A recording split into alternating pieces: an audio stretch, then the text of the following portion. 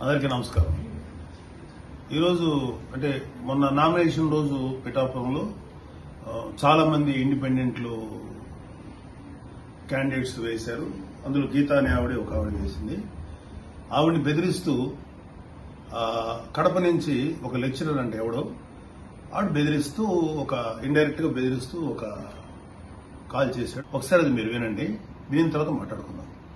Hello, చెప్పండి. గీతా భవాని గారా? మేము కడప నుంచి ప్రొఫెసర్ మాట్లాడుతున్నా, రాజగోపాల్ రెడ్డి. చెప్పండి సార్. మీరు నిన్న నామినేషన్ వేసినారు, మీరే కదా? అవునండి. అవునా? కాదమ్మా, ఒకటి గుర్తు పెట్టుకో, ఎవరైనా సరే పవన్ కళ్యాణ్ మాటలు విని నష్టపోకూడదు. ఎవరు బాగా పనిచేస్తారు ఇప్పుడు వంగా గీత గారు ఎవరే అండి? ఈ కాలంలో టెక్నాలజీ పెరిగిపోయింది. మేము జనసేన వేసామని ఎవరు చెప్పారండి? మేము జనసేన కాదు, ఇండిపెండెంట్ గానే నేను అనింది.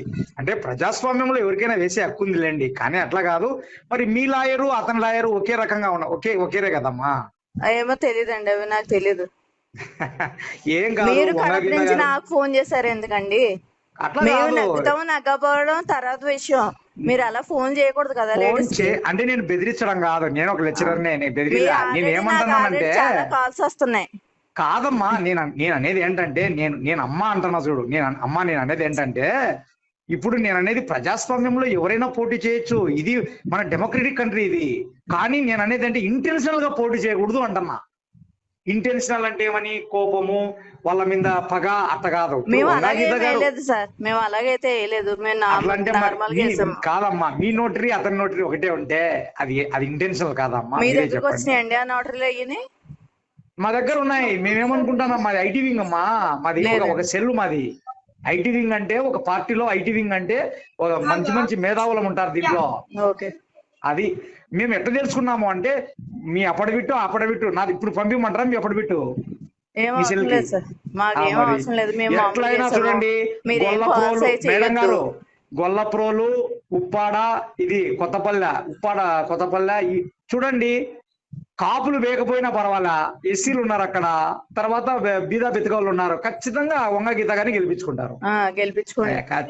చూడండి, నార్మల్ గా కాదులేమ్మా, మీరు నార్మల్ గా కాదు చెప్పింటే ఇంటెన్షన్. చూశారు కదా ఈ లెక్చరర్ కడప నుంచి ఎలా బెదిరించాడు.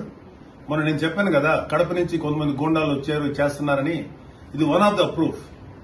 అంటే ఒక ఇండిపెండెంట్ గా ఒక ఉమెన్ పిఠాపురంలో పోటీ చేయకూడదా? మాకు కూడా పోటీయే కదా వాళ్ళు. అంటే గీత అనే పేరు ఉన్నవాళ్ళు ఎవరు పోటీ చేయకూడదా? అలాంటప్పుడు మా జనసేన క్యాండిడేట్స్ ఎంతమంది తోటి డమ్మీ నేమ్స్ తోటి చేయించారు, ఎంతమంది తోటి మీరు పేరు చోట్ల వేయించారు? మీలాంటి నీచమైన పనులు మేము చేయలేదే.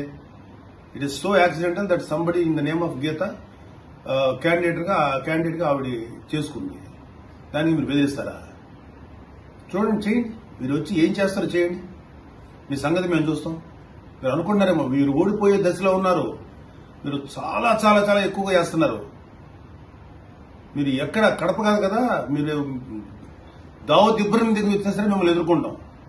ఏమనుకుంటున్నారు మీరు? అంత చేతులు కట్టుకుని కూర్చోని అనుకున్నారా? పిఠాపురంలో ఎవడి మీద చెయ్యి పడిందంటే చెప్తున్నాను, గుర్తుపెట్టుకోండి. ఏమాత్రం బెదిరించినా సరే మీకు మామూలు లెసన్స్ దొరకవు చెప్తున్నాం భవిష్యత్తులో. Be careful. మీ తాత జాగీర్ అయితే ఆంధ్రప్రదేశ్. ఏమనుకున్నారు మీరు? మీ దగ్గరే ఫైట్ చేసే కెపాసిటీ మీకు.